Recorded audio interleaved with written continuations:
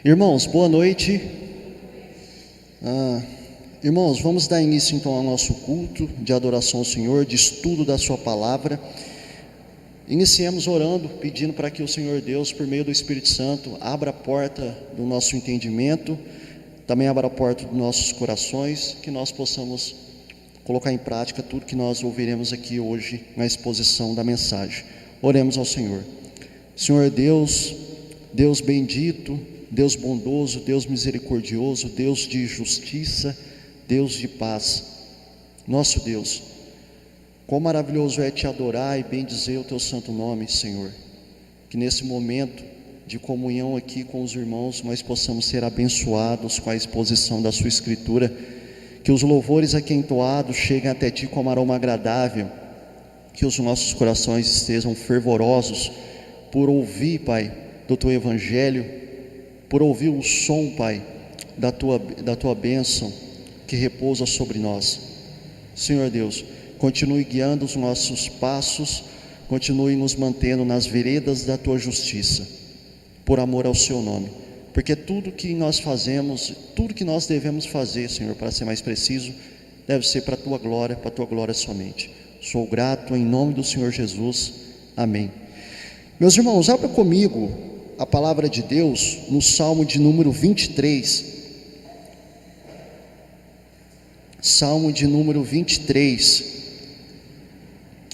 Por ser um salmo bem curto, nós faremos a leitura dele por completo. Salmo de número 23. Diz assim a palavra do Senhor: O Senhor é o meu pastor, de nada terei falta. Em verdes pastagens me faz repousar, e me conduz a águas tranquilas. Restaura-me o vigor, guia-me nas veredas da justiça por amor do seu nome.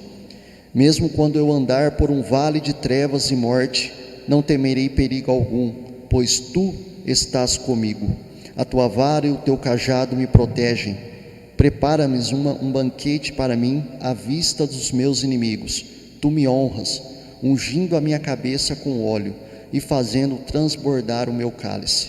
Sei que a bondade e a fidelidade me acompanharão todos os dias da minha vida, e voltarei à casa do Senhor enquanto eu viver. Meus irmãos, um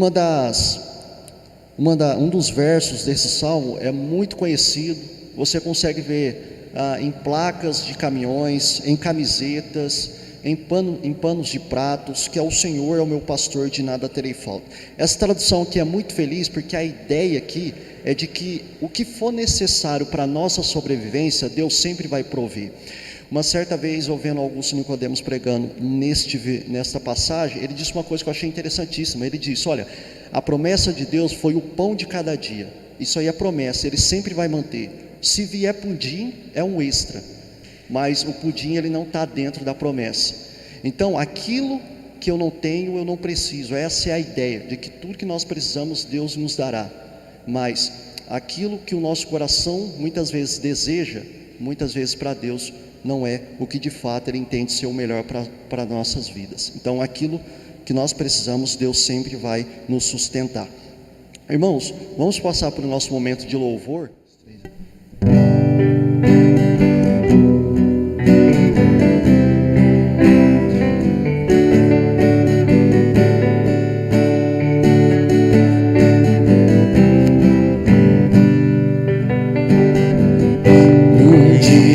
Lindo, almejo eu encontrar a eterna glória que prometida está. Gozo e alegria posso então eu sentir, pois Jesus Cristo já está por mim. Jesus virá outra vez aqui. Jesus virá segunda vez aqui, e todos juntos em um só louvor cantemos.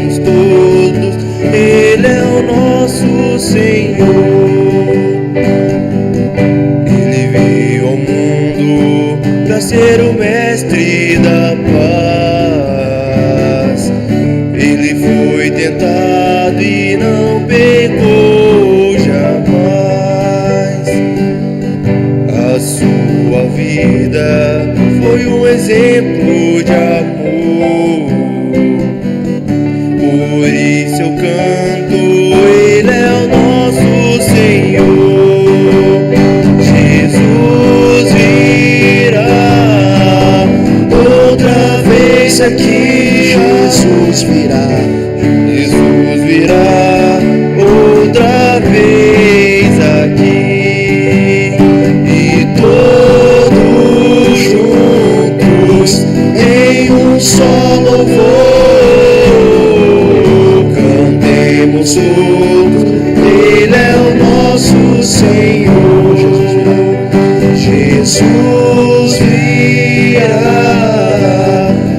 outra vez aqui. Jesus virá. Jesus virá outra vez aqui, e todos juntos em um só louvor cantemos todos. Ele é o nosso Senhor.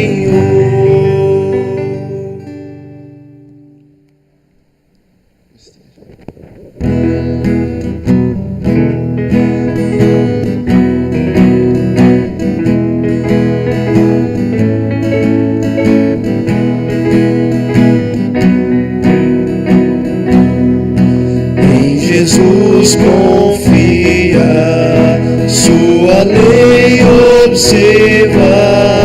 Oh, que gozo, que bênção, que paz, satisfeitos guardar tudo quanto ordena, alegria perene nos traz. Creio observar tudo quanto ordena, o fiel obedece ao que Cristo manda. O inimigo falas e a calúnia mordaz, Cristo pode desprestigiar. Nem tristeza, nem dor, nem intriga maior poderão ao fiel abalar. Creio observar tudo quanto ordena, o fiel obedece ao que Cristo manda. Que delícia de amor, comunhão com o Senhor. Tem o crente zeloso e leal, o seu rosto mirar, seus segredos privar, seu consolo constante e real. Creio observar tudo quanto ordena, o fiel obedece ao que Cristo manda. Resoluto, Senhor, e confesso Ele ador.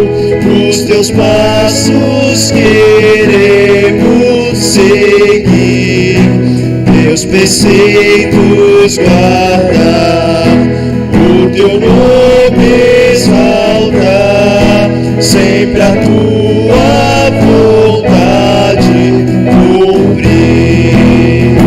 Creio observar tudo quanto ordena, o fiel obedece ao que Cristo manda. Irmãos, nessa noite, quem estará trazendo a palavra para nós é o nosso irmão Tiago. Ele estará fazendo a exposição das Escrituras. Quero chamar ele aqui à frente, para que nós possamos fazer uma oração pela entrega da exposição das Escrituras. Oremos. Senhor Deus, bendito Pai, nesse momento, nós rogamos a Tua bênção sobre o nosso irmão Tiago, Que o Espírito Santo, Pai, aflame o seu coração e o seu intelecto para a entrega desta mensagem que vem da tua parte, que seja uma mensagem que edifique o teu corpo, mas que primeiramente seja para a glória do Senhor. Nesse momento, capacite o teu obreiro, capacite o teu vaso, para que ele possa nos trazer uma palavra que abra o nosso intelecto, o nosso coração, que nós possamos também colocar em prática no nosso dia a dia. Eu sou grato pela vida do nosso irmão Tiago, em nome do Senhor Jesus, amém. Irmãos, a palavra está com o nosso irmão Tiago.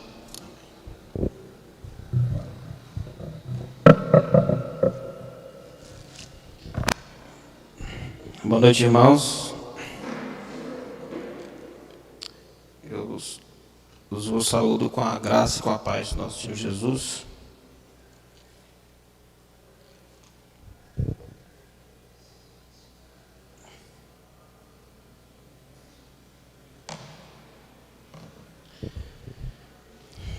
Para mim é motivo de muita alegria poder compartilhar com a palavra do Senhor com os irmãos.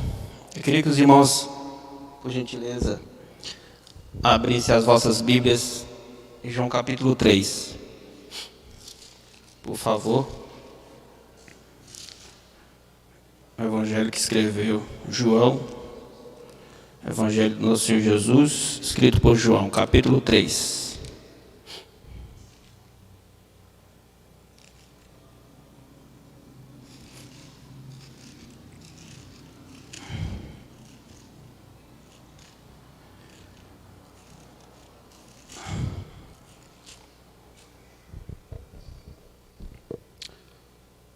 Acredito que os irmãos já encontraram, então vamos ler. Havia um fariseu chamado Nicodemos, uma autoridade entre os judeus. Ele veio a Jesus à noite e disse: Mestre, sabemos que ensinas da parte de Deus, pois ninguém pode realizar os sinais milagrosos que estás fazendo se Deus não estiver com você. Com ele. Em resposta, Jesus declarou: digo-lhes a verdade, ninguém pode ver o reino de Deus se não nascer de novo. Perguntou Nicodemos: como alguém pode nascer sendo velho? É claro que não pode entrar pela segunda vez no ventre de sua mãe e nascer. Respondeu Jesus: digo-lhes a verdade, ninguém pode entrar no reino de Deus se não nascer da água e do Espírito. O que nasce da carne é carne, mas o que nasce do Espírito é Espírito. Não se surpreenda pelo fato de eu ter dito é necessário que você nasça de novo. O vento sopra onde quer, você o escuta, mas não pode dizer de onde vem nem para onde vai. Assim acontece com todos os nascidos do Espírito. Perguntou-lhes Nicodemos: como pode ser isso? Disse-lhe Jesus: você é mestre em Israel e não entende essas coisas? Asseguro-lhes que nós falamos do que conhecemos e testemunhamos do que vimos, mas mesmo assim você não aceita o nosso testemunho. Eu lhes falei de coisas terrenas e vocês não creram. Como crerão se lhes falar de coisas celestiais? E ninguém jamais subiu ao céu a não ser aquele que veio do céu, o Filho do Homem. Da mesma forma como Moisés levantou a serpente no deserto, assim também é necessário que o Filho do Homem seja levantado, para que todo aquele que nele crê tenha a vida eterna. Preste atenção, por favor. Dobre a atenção. Eu acredito que vocês já estão prestando atenção.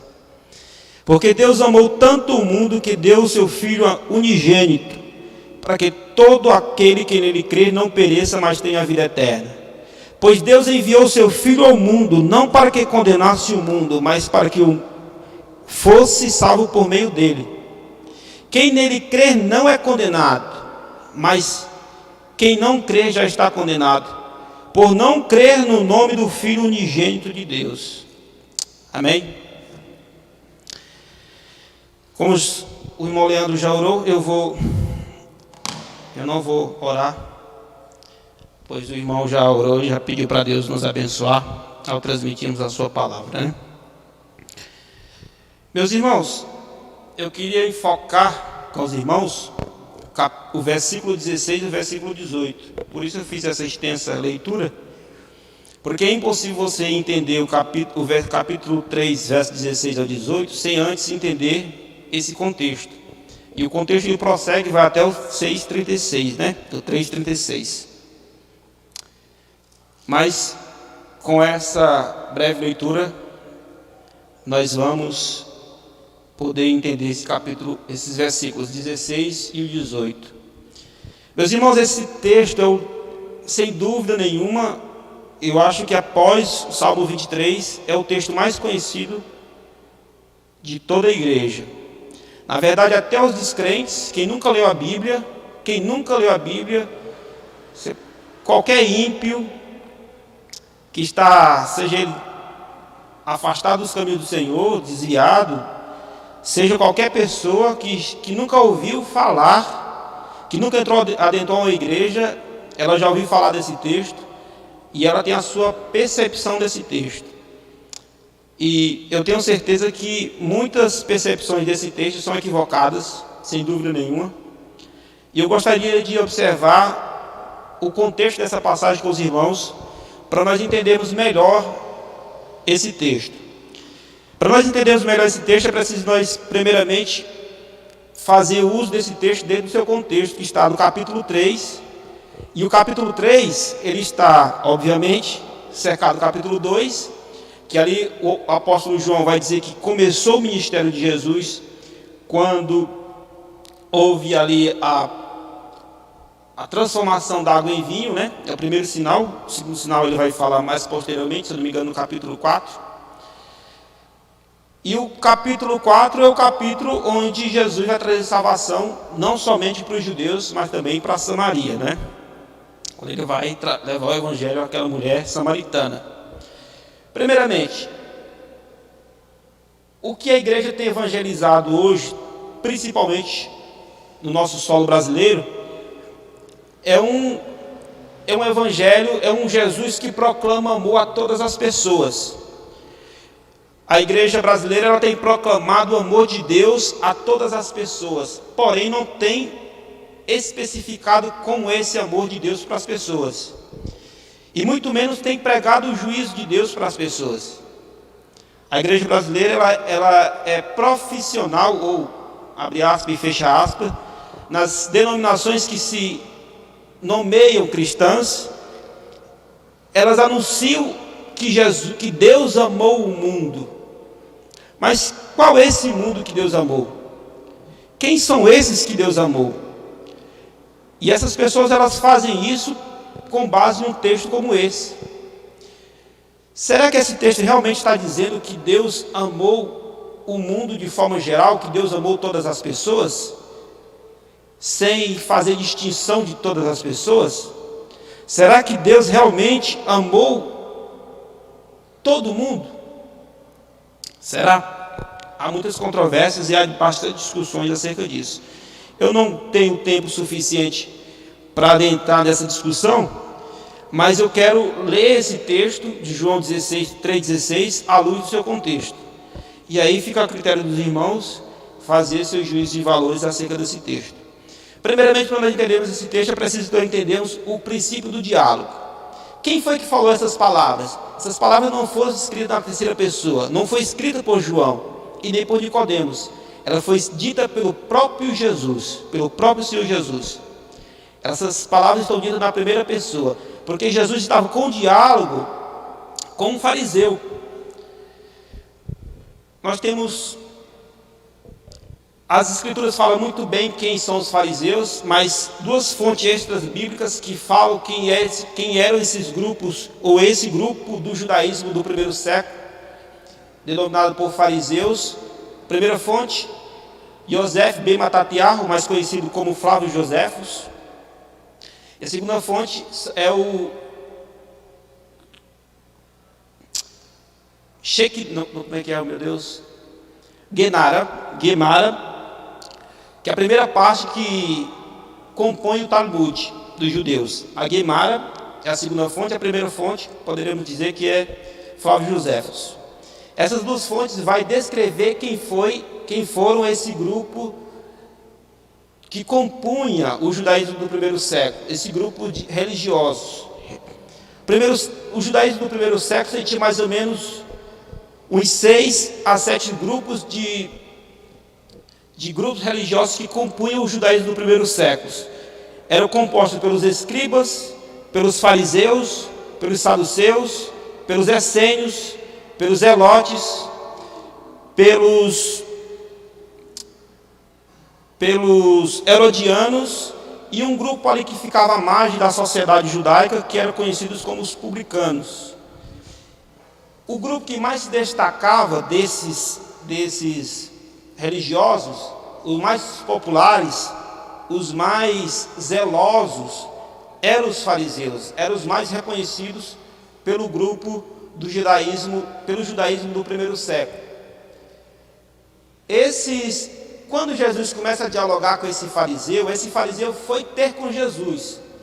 Esse fariseu aqui, ele dá algumas características diferenciadas daqueles demais fariseus que rejeitaram a autoridade de Jesus. Primeiro, por quê?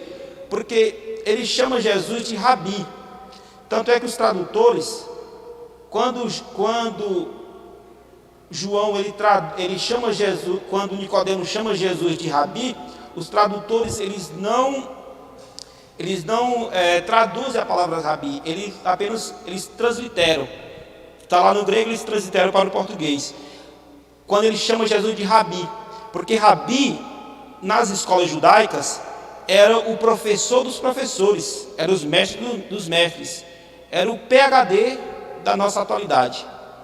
Então o Nicodemos ele chama Jesus de Rabi.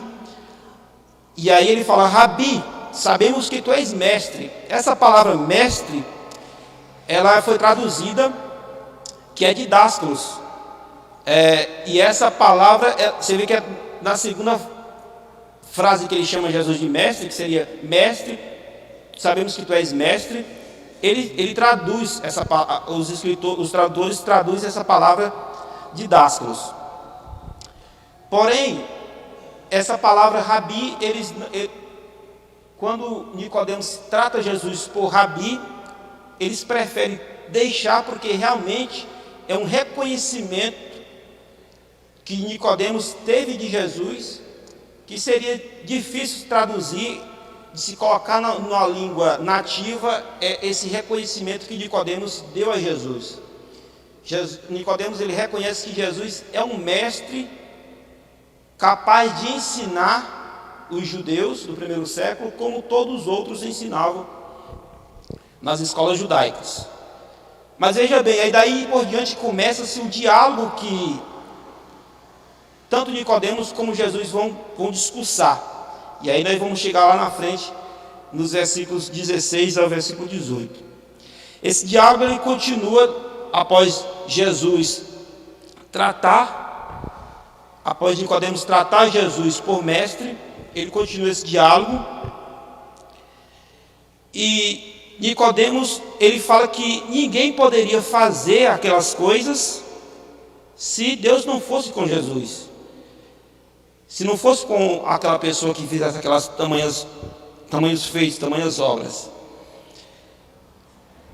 Então você vê que primeiramente Nicodemos era um fariseu diferenciado.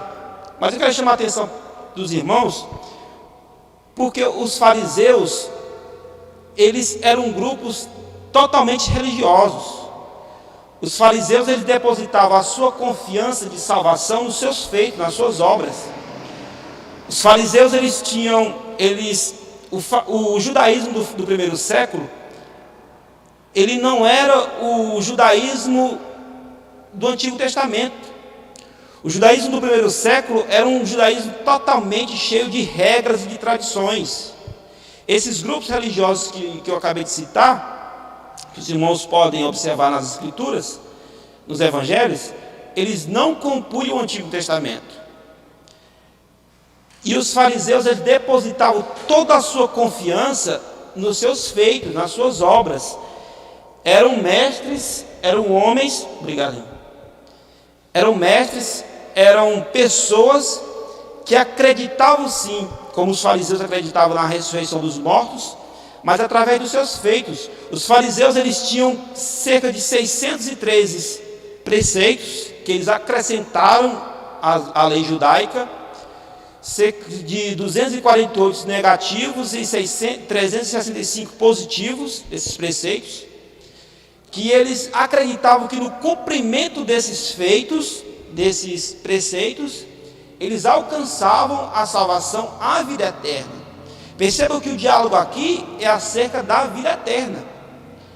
E lá na frente, Paulo ele vai se livrar do encrenca lá no Sinédrio, quando ele coloca os saduceus contra os fariseus acerca da ressurreição dos mortos.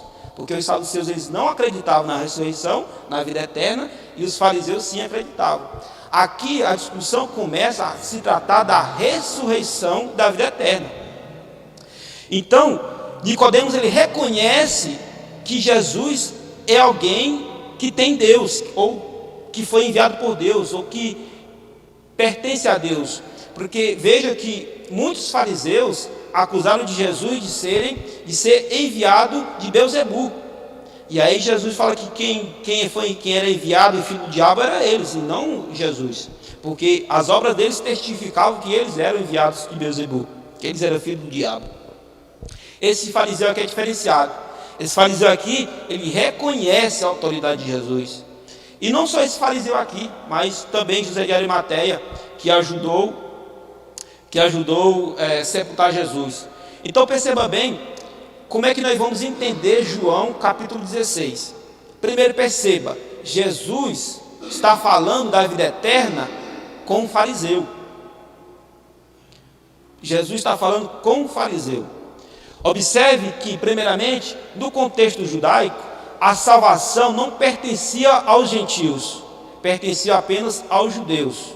E os fariseus, eles acrescentaram mais preceitos ainda. Eles dificultaram mais ainda a salvação para os gentios. E aí, posteriormente, continuando o diálogo, Nicodemos pergunta. Jesus responde a Nicodemos: digo-lhes a verdade, ninguém pode ver o reino de Deus se não nascer de novo. Estão falando acerca do reino de Deus.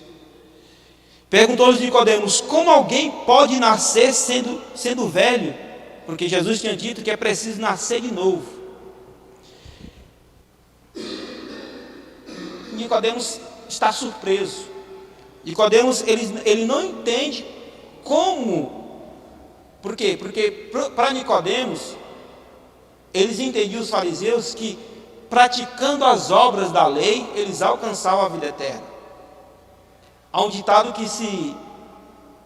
que os fariseus eles eram tão zelosos. Na verdade, tem um ditado e tem o texto de Mateus 7, que os fariseus, eles iam ao mercado, eles não comiam se não se lavarem, de tão zelosos que os fariseus eram.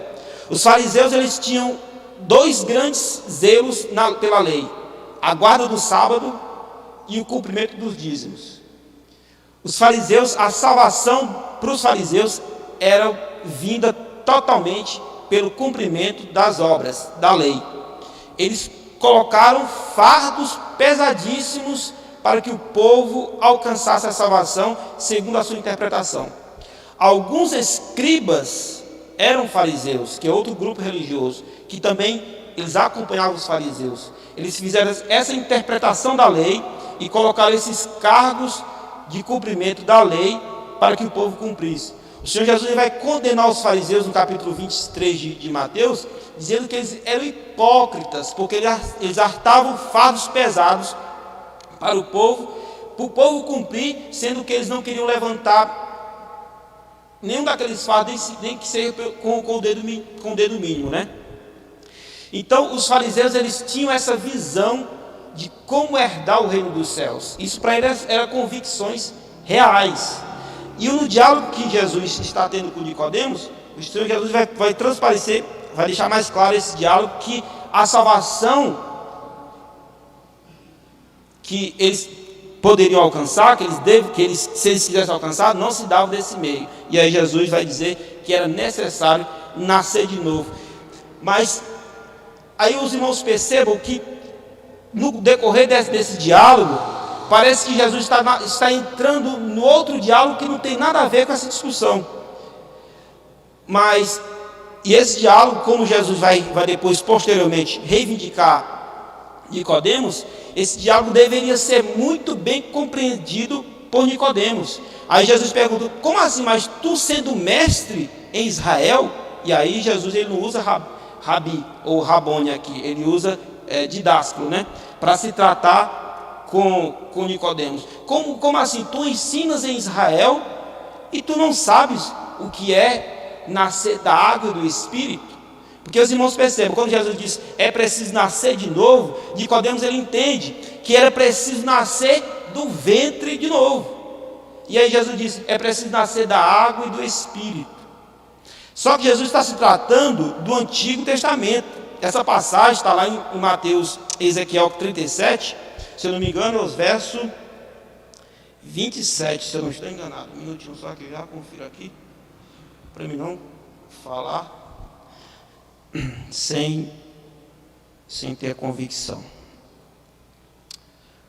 Ezequiel capítulo 37. Os irmãos podem conferir comigo, por gentileza. Ezequiel capítulo 37.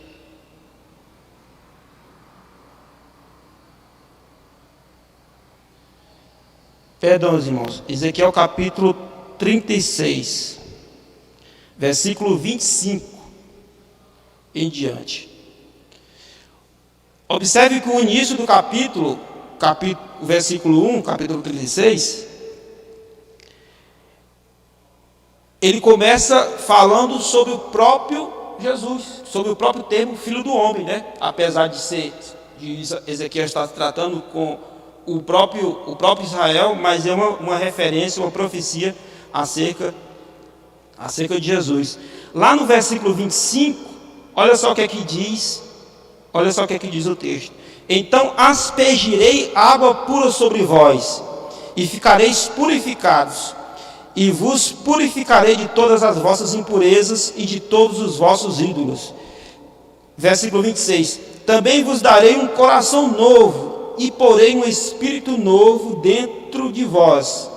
Tirarei de vós o coração de pedra, e vos darei um coração de carne. Também porei o meu espírito dentro de vós, e farei com que andeis nos meus estatutos e obedecereis os meus mandamentos e os praticareis.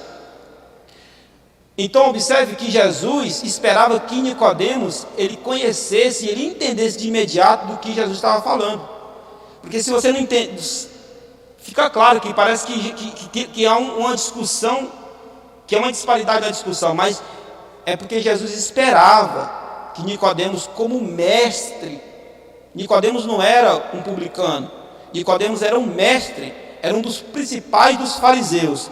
E observe que os fariseus eles eram tão legalistas, eles queriam tanto se aparecer diante do povo, eles tinham tanto medo de perder o prestígio do povo, que Nicodemos ele vai se encontrar com Jesus, provavelmente com medo de perder esse prestígio diante dos próprios fariseus e também do povo. Apesar que a maioria que existia multidões seguindo Jesus naquela época. Mas o prestígio do próprio Sinédrio, né? Do próprio grupo de fariseus. Porque os fariseus eram legalistas. E os fariseus não estavam observando isso na lei. Os fariseus eles não entendiam. E aí posteriormente, versículos 14... e o versículo 15, Jesus vai dizer que Jesus vai concluir esse diálogo dizendo que da mesma forma como a serpente foi levantada no deserto, assim importava que o Filho do Homem fosse levantado para que todo aquele que nele cresce tivesse a vida eterna.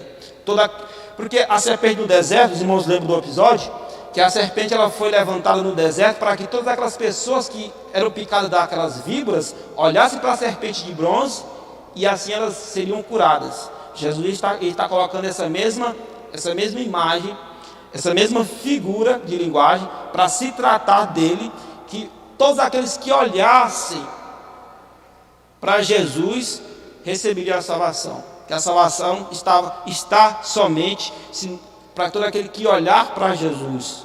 Olhar aqui no sentido de olhar e ter fé, porque é preciso também que aqueles que olhassem para a serpente do deserto, eles olhariam porque eles saberiam ter fé que aquilo era o suficiente para não deixar que eles morressem. Da mesma forma, Jesus, ele tratou dessa passagem com Nicodemos. E Jesus, ele esperava que Nicodemos entendesse essas passagens. Aparentemente não. Aparentemente Nicodemos não entendeu nada. Não entendeu nada do que mas as Escrituras já deixavam tudo muito bem claro. Então, o versículo 16: porque Deus amou tanto o mundo, que deu o seu Filho unigênito, para que todo aquele que nele crê não pereça, mas tenha a vida eterna. Pois Deus enviou o seu Filho ao mundo, não para que condenasse o mundo, mas para que este fosse salvo por meio dele. Quem nele crê não é condenado, mas quem não crê já está condenado, por não crer no nome do Filho unigênito de Deus. Primeiro, Jesus está se colocando aqui como o unigênito Filho de Deus. Isso é importantíssimo nós entendermos esse termo nessa passagem, porque é desse termo que nós vamos entender o restante do texto. Porque, irmãos, perceba, o que nós temos hoje são pessoas entendendo o conceito totalmente equivocado de quem é Jesus. Hoje nós temos pessoas anunciando Jesus de qualquer forma. Nós temos pessoas tendo compreensões equivocadas de Jesus, mas não entendem quem é Jesus. Quando se fala do unigênito Filho unigênito Filho de Deus, as pessoas dizem: Jesus é Filho de Deus? Então Jesus foi criado. Jesus é Filho de Deus, então Jesus é criatura. Mas não param. Assim como Nicodemos, que era um fariseu, que era necessário conhecer as Escrituras, as pessoas não entendem. As pessoas não entendem. As pessoas estão leigas das Escrituras. Elas querem entender Jesus, mas elas não querem se debruçar sobre as Escrituras. Assim como Nicodemos. O que nós temos de grupos sectários que pregam salvação, mas não pregam salvação por meio de Jesus, não é brincadeira. Assim como os fariseus pregavam. Aqui está um dos principais dos seus mestres, que não entendiam como era a salvação, que não entendiam que a salvação é quando Deus transforma o coração, como lá o texto de Ezequiel. Deus ia mudar o coração do homem. Sem regeneração não tem como ter salvação. Sem nascer de novo não tem como. Esse nascer de novo não é como Nicodemos entendia, entrar pelo ventre da mãe. Não, é nascer da água do Espírito. É o Espírito Santo que faz o homem nascer de novo. E as pessoas não entendem. Se não nascer de novo, não há salvação. Esse nascer de novo só é dado através do Espírito Santo. É o Espírito Santo que dá vida ao homem. Não tem como nós pregarmos salvação para os homens, querendo que os homens se convertam, se Deus não salvar o homem. A salvação não é obra do homem. A salvação é obra do Espírito Santo. Se não nascer de novo, não pode herdar o reino de Deus. Por que tudo isso, irmãos? Porque a cosmovisão que muitas pessoas têm, e o meu lamento é que muitos cristãos, é que eles não entendem textos como esse tão claro, e anunciam um evangelho pela metade, um evangelho diluído, um evangelho aguado, água de batata, água de peteca, como diz lá no Piauí, né? Algo fraco. É só amor. Deus te ama, Deus te ama. E o juiz de Deus, onde é que fica? E o juiz eterno, onde é que fica? Porque vejam só, quem nele não crê é condenado. Condenado aqui é o quê? Condenado aqui é o quê? Se não é perdição eterna. Quem nele não crê é condenado. Mas quem nele crê não é condenado. Mas quem não crê já está condenado. Por quê? Porque não crê. Porque não crê em Jesus. Porque não crê que Jesus é um Jesus parcial, é um Jesus criado, é um Jesus unigênito, Filho de Deus. É um Jesus que na emanência se submete ao Pai, mas na transcendência é igual ao Pai, é igual ao Espírito. É o Jesus que faz parte da Trindade. Mas nós temos uma igreja analfabeta, uma igreja que tem 2000 anos. 2000 anos é um tempo para a igreja fazer um bom mestrado, né? Mas a igreja é analfabeta, principalmente a igreja brasileira. Que a igreja ela anuncia um Jesus, um Jesusinho muito doce, mas não apresenta um Jesus que virá julgar as nações, um Jesus que virá condenar o pecador, um Jesus que morreu ao seu tempo para salvar o eleito, mas que esse Jesus, ele pagou o preço do pecado. Um Jesus que ele veio fazer a vontade do Pai, que vai punir todo o pecado. A igreja precisa apresentar esse Jesus para o mundo. Eu fico maravilhado porque hoje nós vivemos tempos difíceis, muito difíceis, principalmente com essa advento da pandemia.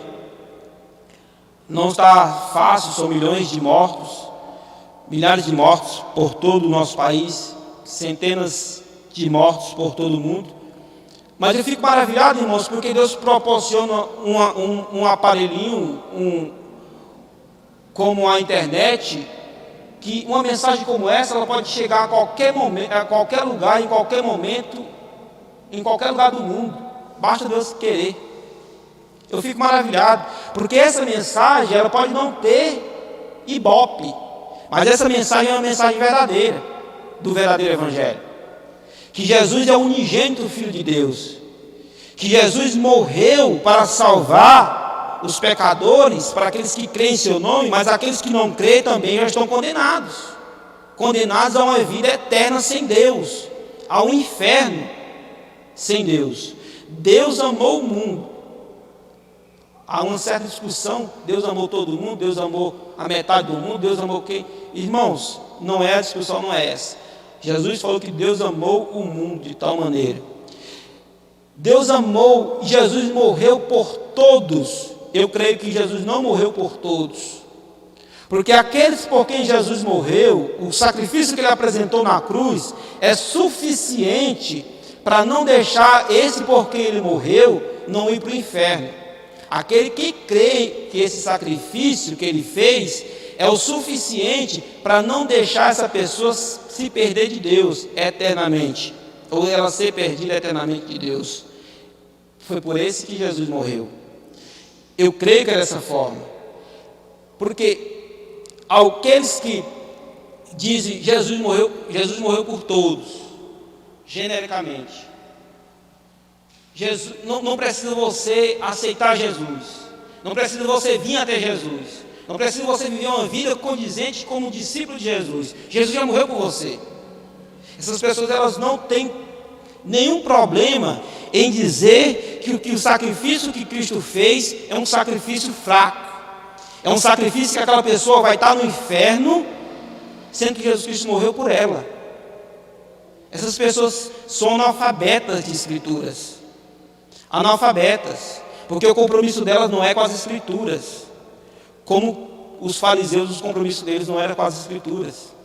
Os compromissos dos fariseus eram com seus preceitos, eram com seus costumes, era de não perecer diante da sociedade, era de manter o seu holoforte diante da sociedade, mas diante das escrituras não, porque Jesus Cristo questionou um dos mestres dos fariseus, e Jesus Cristo provou que ele não sabia nada da lei, nada, não sabia nada. Assim são muitos hoje. As pessoas não têm compromisso com as escrituras, ela tem compromisso com as escrituras, mas ela coloca as suas tradições, as suas vontades, as suas experiências acima das escrituras, e elas estudam as escrituras como meninos, como gente boba. Não se debruça sobre as escrituras, não se achega diante de Deus. Senhor, eu quero entender qual é a tua vontade. Porque veja bem, para finalizar, o tempo não me permite ir muito mais além. Porque veja bem, Como é que Deus ama todas as pessoas, sem distinção? Deus ama, e o texto aqui está bem claro, a passagem fica clara, porque como para o judeu a salvação só vinha deles e era unicamente para os mais radicais, porque você tinha os fariseus radicais e uma ala mais branda, né? Para os fariseus radicais, a salvação vinha somente deles e era somente para eles. Alguns faziam prosélitos, e aqueles prosélitos eles tinham sim a sua oportunidade de ser salvo. Outros nem faziam prosélitos.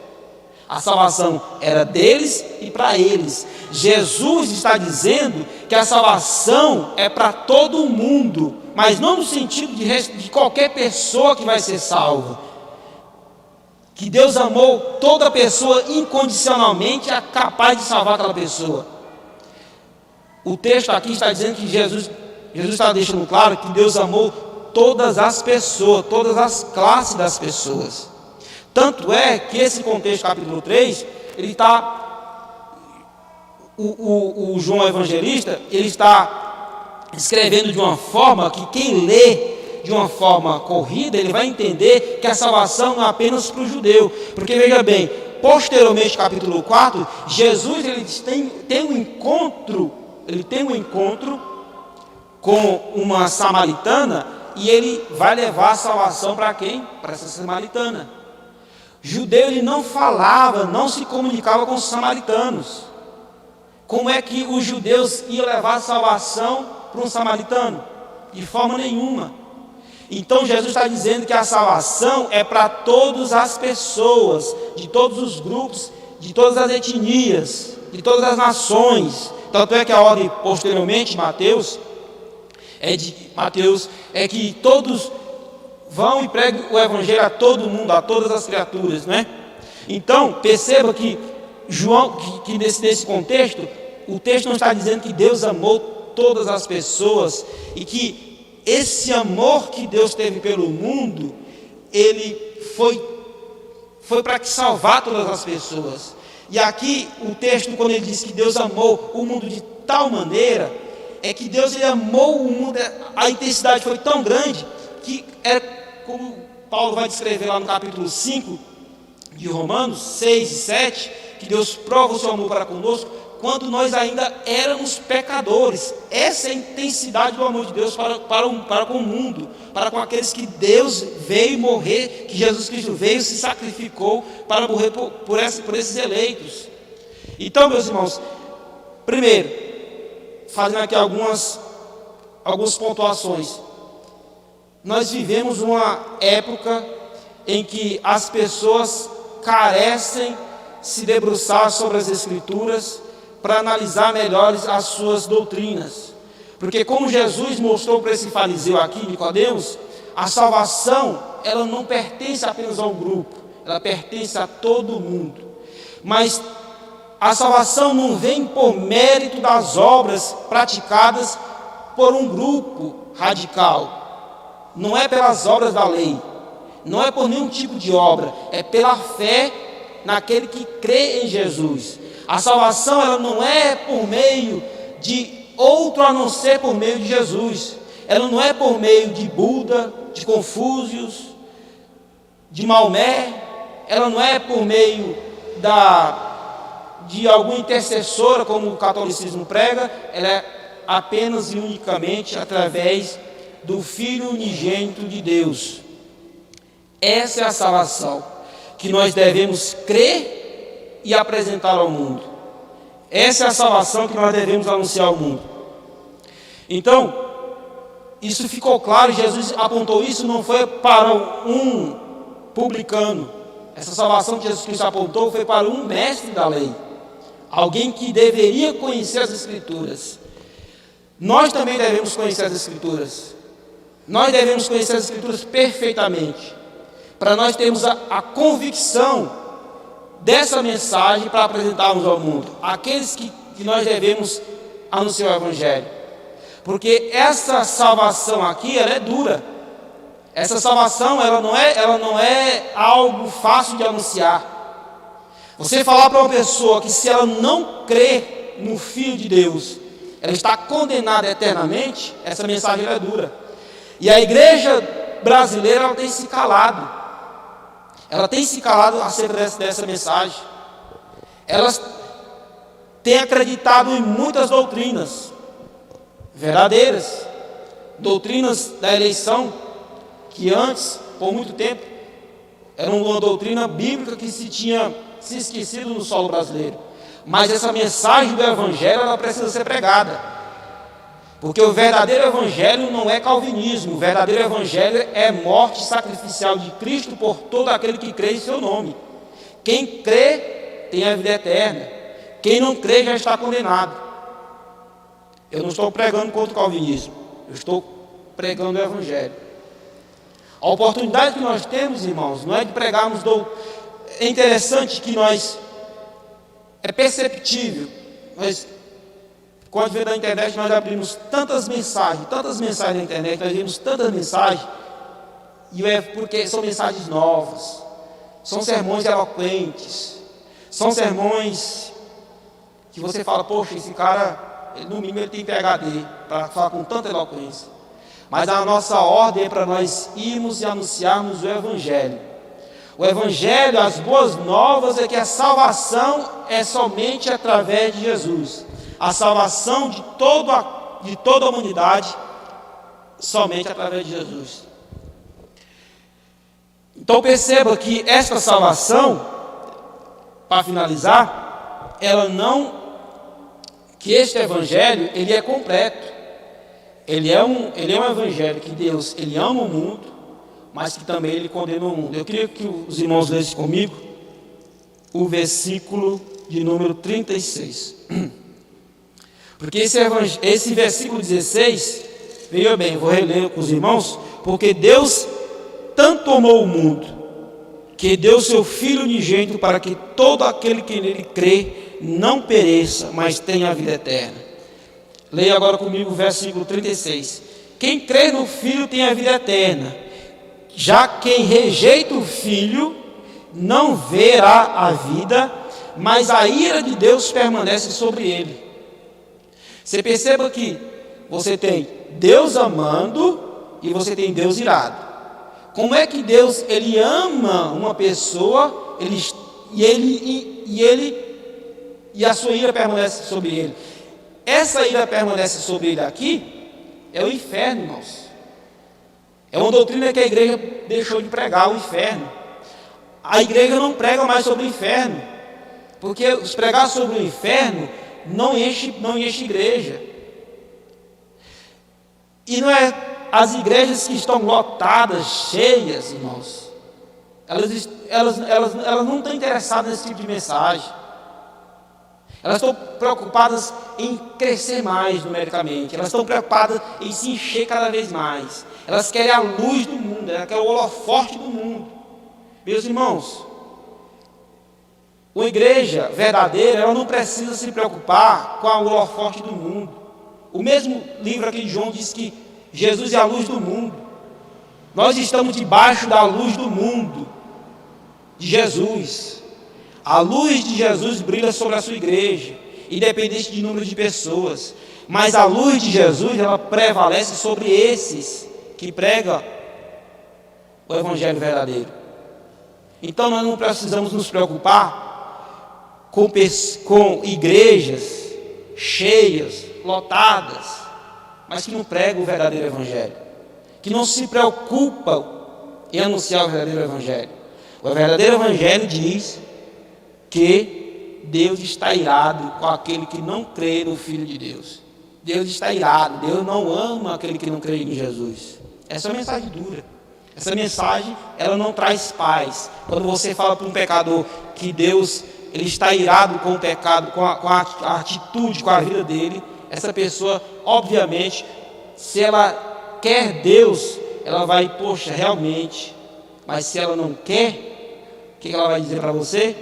Ela vai virar as costas para você e vai ter um sentimento de cada vez mais estar distante de você. Ela não quer estar perto de você. Outra impressão, irmãos, que parece que eu tenho a sensação de que muitas pessoas acham que o inferno está cheio de pessoas arrependidas. O inferno não tem ninguém arrependido, irmãos. Quanto mais o homem se distancia de Deus, mais ele se revolta contra Deus. As pessoas estão revoltadas com essa pandemia. Fala de Deus para uma pessoa nessa pandemia para você ver. Você vai perceber se ela realmente teme a Deus ou não. Vai dizer: que Deus é esse que deixa tanta gente morrer? Que amor é esse? O amor de Deus, irmãos, é para salvar. E Deus amou sim o mundo de uma tal maneira que Ele vai restaurar toda a sua criação. Ele vai restaurar a raça humana. Ele vai restaurar a criação. Deus amou o mundo, nesse sentido, Deus amou o mundo. E Deus amou os eleitos. Deus está irado com quem não crê no Filho de Deus. Essa mensagem é dura, mas essa é uma mensagem confortadora. Essa é uma mensagem confortadora, porque Deus, Ele nos amou, Ele amou a igreja, e Ele ama a igreja. Tanto é que o Filho de Deus está à direita de Deus, intercedendo por nós. Deus, Ele nos ama no nosso pecado, irmãos, porque o salvo, quando ele peca, ele tem uma repulsão no seu coração, porque ele sabe que ele desagrada a Deus quando ele peca, e ele não quer mais pecar. Ele se entristece, porque Deus ama esse por quem Jesus morreu. E Ele não deixa de amar esse por quem Jesus morreu, só porque ele peca. Deus continua amando. Essa é uma mensagem confortadora para a igreja. E saber que Deus não nos odeia quando nós pecamos. Deus não nos odeia, porque o preço pelo nosso pecado já foi pago. E nós temos um que intercede por nós, junto a Deus Pai. É só ler 1 Timóteo capítulo 2, 5. Jesus está intercedendo por nós. Jesus Cristo, e o texto é bem claro, homem, porque Ele como homem morreu para aplacar a ira de Deus sobre nós. Porque Deus, Ele é amor, mas é um amor santo e justo, da qual o mundo não tem capacidade de descrever o amor de Deus para com o homem. O texto de Romanos 5 diz que foi de uma tal maneira, o texto de 3,16, de uma tal maneira, e aí ele explica lá em Romanos 5, 8, que Deus morreu por nós, sendo nós ainda pecadores ímpios. O versículo 5 diz que nós éramos ímpios ainda, e o 8 diz que nós éramos ainda pecadores, nós éramos ímpios, pessoas abomináveis, pessoas que não temiam a Deus, e Deus morreu por nós nessa condição para nos salvar. Essa é a mensagem confortadora para a igreja. Nós temos o amor de Deus sobre nós. Deus nos ama. Graças a Deus, Deus nos ama. Meus irmãos, eu queria orar com os irmãos para que nós possamos guardar essa mensagem no nosso coração, em saber que Deus nos ama, que Deus está irado com o mundo, e em saber que nós devemos anunciar essa mensagem dura. É dura nós apresentarmos essa mensagem, não é algo fácil. Essa mensagem, quando nós apresentarmos para as pessoas, para o mundo, com certeza essa mensagem ela vai trazer várias reações. Talvez algumas reações não serão favoráveis para nós, mas foi por essa mensagem, foi por essa obra que o nosso próprio Mestre e Senhor Jesus morreu para nos possibilitarmos ter vida com Deus e vida eterna. Amém? Senhor, meu Deus, muito obrigado, Senhor, pela oportunidade que o Senhor me concedeu de falar desta maravilhosa obra que o Senhor Jesus fez por nós. Obra da qual nós não merecíamos, nós não éramos dignos. Pelo contrário, o que nós merecíamos era a tua ira sobre nós, mas o Senhor quis nos salvar. Muito obrigado, Senhor. Nos dê agora a graça e a capacidade de continuarmos nos caminhos do Senhor Jesus, para continuarmos, Senhor, te servindo e vivendo para o Senhor até a volta do nosso Senhor. Para a glória do seu nome, meu Deus, te peço essas coisas. Ajude-nos a guardar a tua palavra em nossos corações, e que o teu nome, Senhor, seja cada vez mais engrandecido sobre nós, e que nós cresçamos em temor e tremor ao teu nome, em santidade, buscando te agradar, segundo a tua palavra, conhecendo mais da tua palavra, para vivermos por ela, Senhor. Eu te peço essas coisas, em nome de Jesus. Amém.